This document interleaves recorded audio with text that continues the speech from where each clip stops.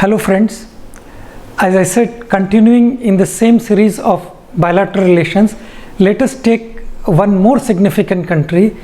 This is one country with which India has no contradiction of relationship of any kind. It's a very unique relationship which I don't think India shares with any other country, which is free from any kind of conflict, political, ideological, diplomatic, or anything, financial, right? Let us see what exactly, but this is not always the situation, right?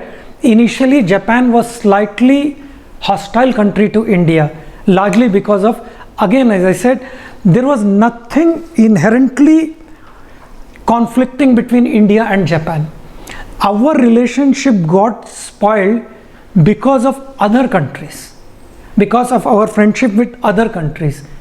As it is, India and Japan had nothing against each other, right? But let us see, go slightly into history. 1955-51, when India conducted the first Asian Games, India extended invitation to Japan, right? And Japan, a founder member of Aid India Consortium, and gradually emerged as the largest donor to India, right? Their overseas fund, and India became the largest recipient of this particular Aid India Consortium, right? And India became, as I said, official development assistance for India. See, despite all this cooperation, our relationship were cut up with Japan, were a bit cold during the entire period of Cold War. Why? Because, as you know, after dropping atom bomb on Japan in 1945, America ensured security of Japan. Japan became part of America's security umbrella. So obviously it was having very good relations with America. And that was also the time when India had very hostile relations with America. So as a result, all the camp following countries of America became hostile to India, although individually they had nothing against India, right? So it became hostage to that. That's what I wrote here. Relation remained cold despite goodwill among both the countries, because right from the beginning Japan was close ally of USA and India followed a policy of non-alignment, which was again not to the liking of America. Then Japan also opposed India's not signing NPT and CTBT, right? Why India did not sign? There are justifications, but fact is that since America was opposing India, because India considered it to be totally discriminatory, added to that, India felt it will be totally detrimental to India's security interest if India goes in for unilateral non-proliferation by signing this treaty. So, and of course, as you know, subsequently why India signed it, how India's security concerns were addressed by America, which all culminated in India-US nuclear deal of 2008. To know more about it, please hear my lecture about India's nuclear doctrine as well as India-US nuclear deal 2008. Please hear my lecture, India-US relations, right? As a result, Japan was opposing. But all this changed. All this global scenario changed in favor of India developing, India-Japan coming together was 1991, right? Collapse of Soviet Union, end of Cold War, India becoming friendly to America, and Indian economy opening up from 1991. All these four factors brought India and Japan together once again. See, there are relationships which are free of contradictions of any kind, right? With some minor discords here and there, that's insignificant, but on core issues the countries are on the same page, yet they do not become friendly or they become hostile because of extraneous factors, right? But once those factors get eroded, naturally these countries come together, right? This is how America and US, America and India were natural allies. Similarly, Japan and India also were natural allies, right? But they drifted apart because of Cold War, because of all these reasons which I said, right? But once those artificial hindrances went out, the natural urges of friendship came to forefront. This is something what has happened in case of India-Israel. This is what has happened in case of India-US. This is exactly what has happened in case of India and Japan also, right? And what were the factors that brought these two countries together? As I said, relationship was free of any major contradiction, cultural, economic, diplomatic, political, or any of that, right? Yet the country were cold or inimical towards each other. As I said, reason was Cold War, reason was hostile relations between India and America. That was the primary reason. In fact, in short, if you can sum up, the reason was Cold War. What was Cold War? Please hear my lecture on Cold War. Then factors that brought India: end of Cold War, collapse of Soviet Union, improvement in India-US relations, then dangerous rise of China in Asia Pacific. This is the cause of alarm for Japan as well as India. So naturally, many a times fear and hatred brings you together more rather than love and affection, right? Then economic reforms in India. As a result, Japanese firms started investing in India. Right. As I said, Japan was critical of India when India went in for nuclear explosion in 1988. Along with Western powers, it boycotted India, it imposed sanctions on India. But as I said, that were short-lived. Please hear my lecture on India-US relations. Very soon they were removed, and Japan also followed the suit. And since that time, there is no looking back between India and Japan. Our relationships are constantly under upward trajectory.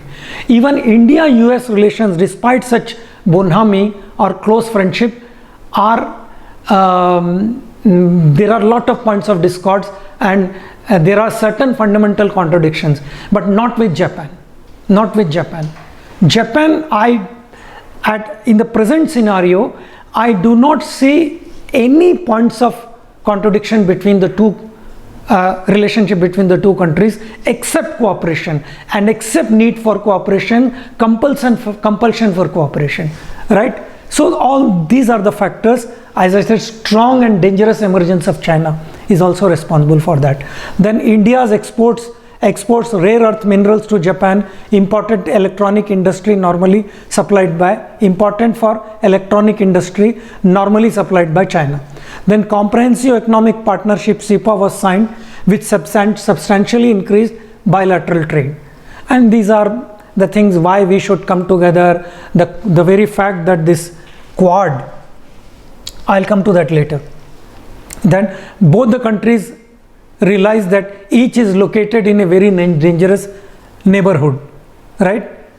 And joint initiative for maritime securities, counter-terrorism, disaster management, energy security. Then Japan aided Guwahati water supply project. As a result, entire population today is getting potable water. Then Japan, Delhi Metro, which we say one of the finest and most successful infrastructure project of India, was largely with the help of Japan, Delhi Metro Rail. Then Japan and India both are supportive of each other's claim for permanent membership of Security Council. Since both are members of G4. What is G4? It is a group of those countries that have every potential, and logically they should get permanent membership of Security Council. These four countries are India, Japan, Brazil and Germany, right? And since Japan and India both fall in that category, both are supportive of each other claims for permanent membership of Security Council, right? And there are cooperation, as I said, in areas like maritime, land security, right? Cooperation in UN, disaster management, energy security, seat in UN. All these are the areas where both the countries are cooperating. Then there is something called DMIC, Delhi, Mumbai, industrial corridor of almost 1483 kilometers, and Japan has provided aid to India to the tune of almost 90 billion US dollars. And in this corridor, many infrastructure and other kinds of projects are likely to come up. Then Japan is source of third largest FDI to India, which is to the tune of. Then seas, right? Then on the issue of South China Sea, which is of concern to both the countries are on the same page. And Japan is one of the few countries which openly supported India's stand both on Doklam as well on Galwan Valley. Right, joint military exercises, now trilateral exercises are going on between the navies of India, Japan and America, what we call as Malabar exercises, right? So Japan's 90% of the oil supplies comes through South China Sea, assuming and China is already staking claim for the entire South China Sea.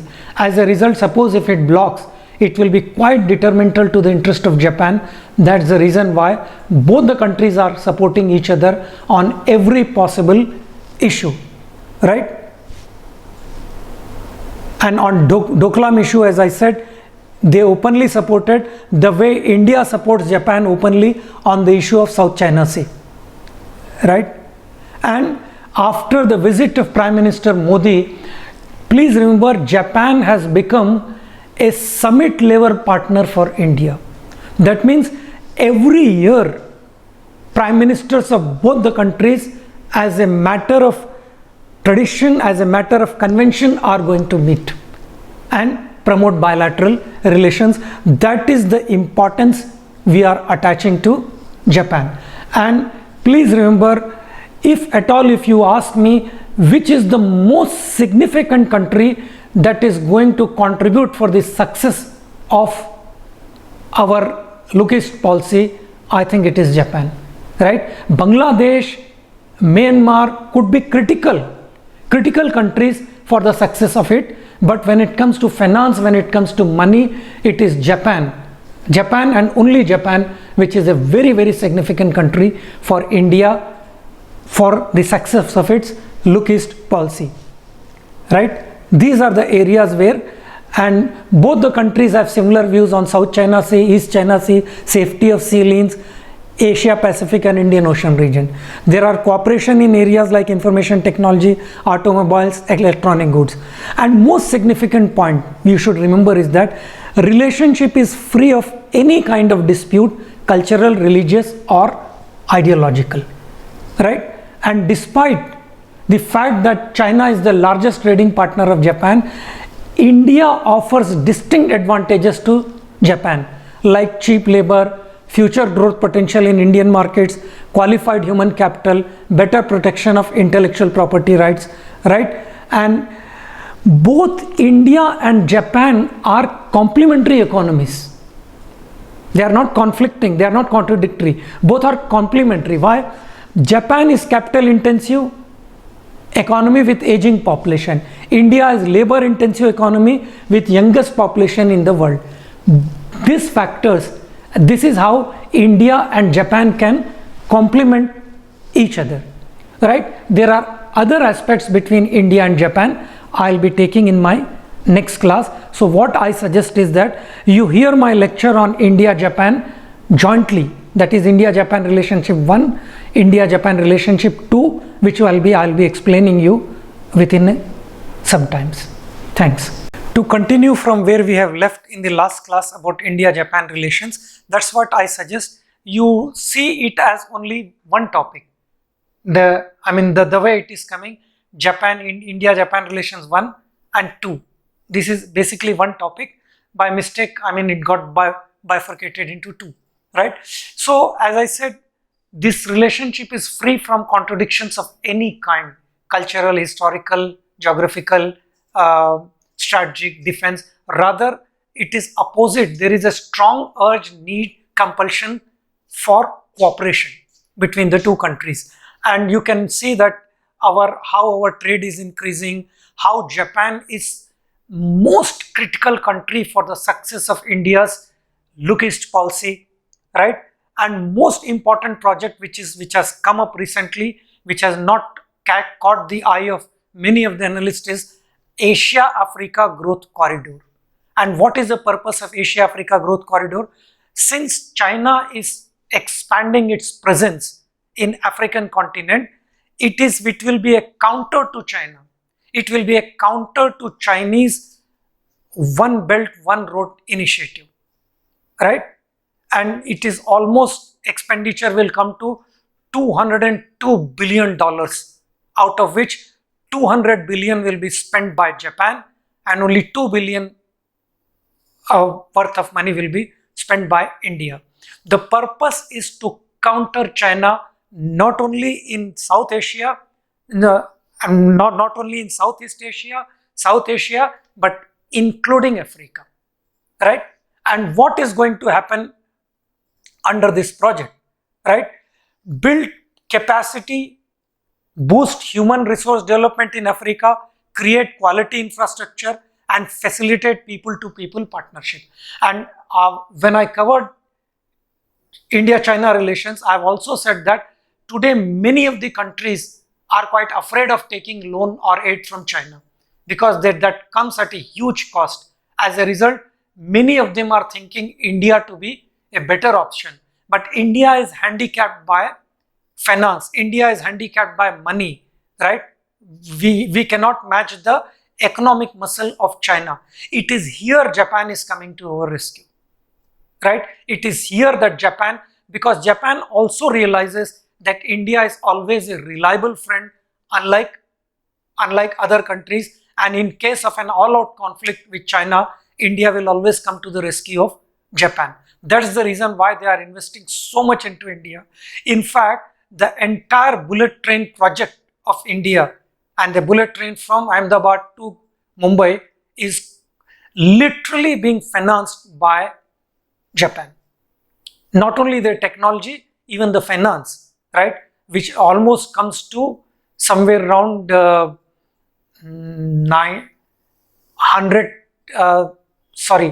lakh crore rupees, right? So that out of which 90% of the money is Japan giving as a very concessional rates, loan on very concessional rate, and maximum period of 50 years. It is coming literally free of cost to India, right? Then Japan's outreach to the continent seeks to connect different growth posts through local ownership of projects, skill development, and transfer of technology. Here, this is the difference between China on the one hand and India and Japan on the one hand. That is why our recipient countries are preferring to partner with India and Japan, especially African countries, right? Because our reach is our footprint is very light, unlike China. Our relationship is something more equitous, unlike China, which believes in master and slave relationship, and it directly goes to mines, minerals, and all that. Whereas, as I said, footprint of India and Japan is very light. It believes in equitous relationship, right? It tries to seek local ownership of the projects, right? These are the selling points of India vis-a-vis China to African countries, right? And when China flexes its economic muscle, India and Japan can work together to make this world really multipolar, right? Rather than only America and China dominating, it will be really genuinely a multipolar world in which both Japan and India are likely to play a very significant role. And this is the multipolar world in which sovereignty and democratic principles of third world countries will be respected, right? And India is looking to upgrade its industries infrastructure and wants to import Japanese technology, right? And India's bullet train project is largely financed by Japan.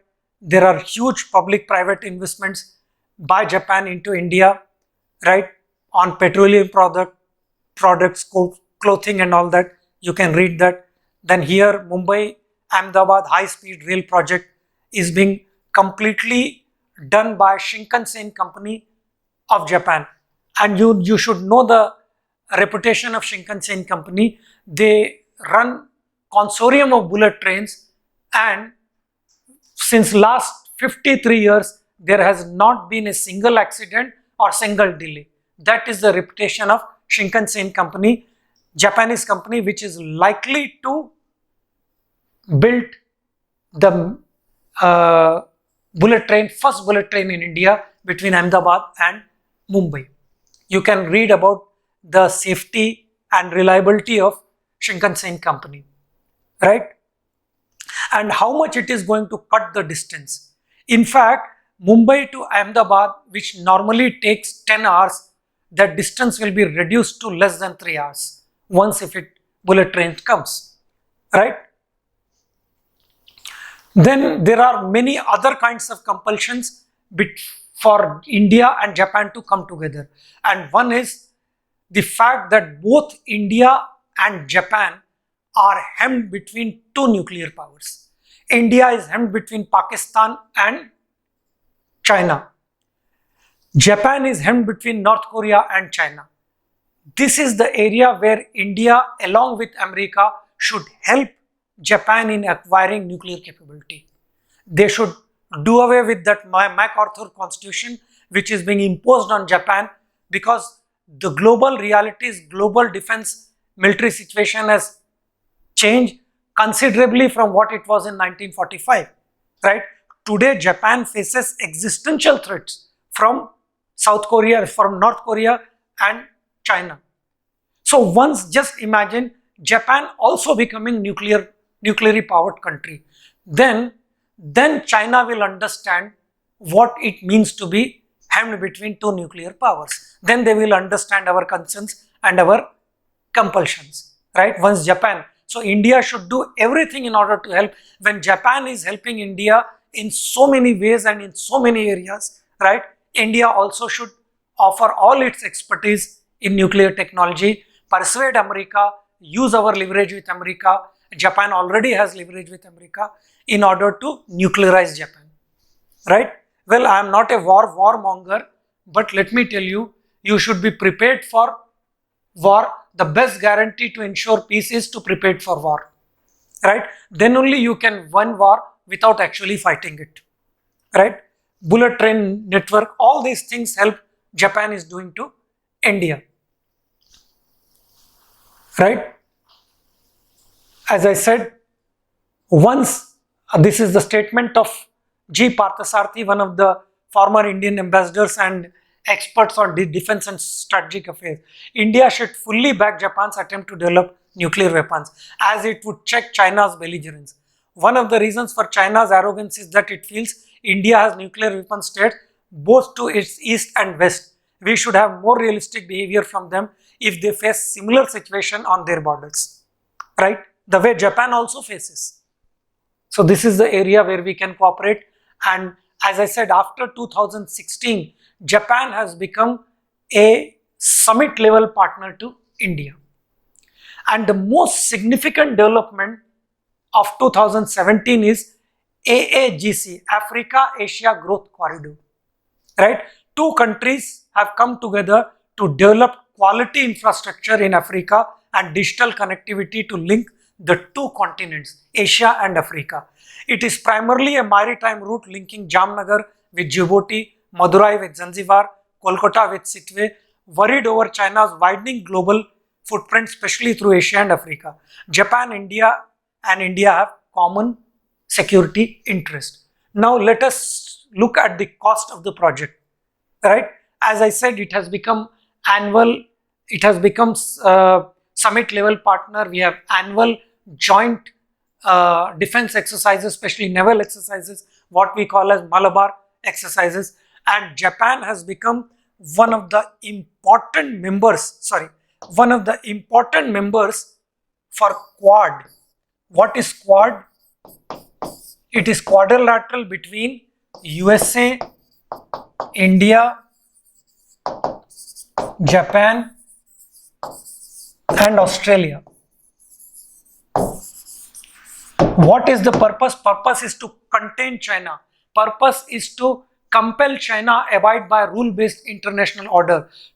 Purpose is to finish the dadagiri of China in this region, right? And Japan is a very, very significant country in this, right? This is the area where all these countries are on the same page, and Japan happens to be the most significant country. All these Malabar exercises all are part of this initiative. Then Japan is helping India. In fact, it is financing India's look east policy, because now we have realized that our look east policy will not be successful unless and until we link our Northeast with Southeast Asia. And Japan is helping us in this also. Like there are many projects I have listed out, building highways in Mizoram, Meghalaya. It is helping the BIMSTECs. All these are the areas where Japan is helping India. Then, as I said, triangular cooperation between Japan, India and Africa, cost is 200 billion. Japan is paying 200 billion, India is paying only 2 billion, right? This is basically to counter China's One Belt, One Road initiative, right? And this is going to be successful because, as I said, India has huge presence, diaspora in Africa. As a result, there is a lot of hope that this particular project will turn out to be effective counter to China's One Belt, One Road initiative. That is Asia-Africa Growth Corridor, which both India and Japan signed somewhere in the year 2017, right? With this, I hope everything should be clear to you. The possible questions could be one on points of convergences between India and Japan, bilateral relations, the present situations, right? Or short question could be on Asia-Africa Growth Corridor. I have explained to you all that. And there could be possible question about Quad, which I have already said, quadrilateral, and how it will turn out to be an effective check on China's expansionist and hegemonistic designs on Quad. So these are the three possible questions. With this, I think I have completed everything about India and Japan. Hope you have understood it. Thanks.